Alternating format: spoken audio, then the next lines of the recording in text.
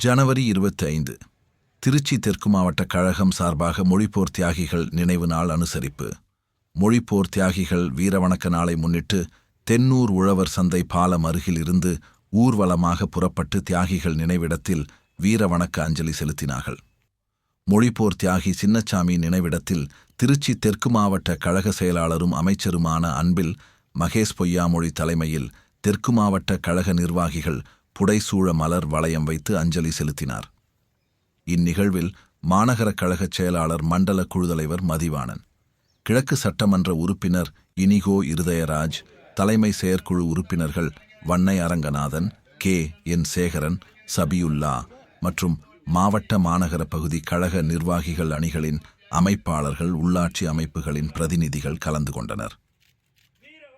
வீர வணக்கம் வீர வணக்கம் வீர வணக்கம் மொழிப்போர் தியாகிக்கு வீர வணக்கம் வீர வணக்கம் வீர வணக்கம் வீர வணக்கம் வீர வணக்கம் வீர வணக்கம் வீர வணக்கம் வீர வணக்கம் மொழிப்போர் தியாகிக்கு வீர வணக்கம் வீர வணக்கம் வீர வணக்கம் வீர வணக்கம்.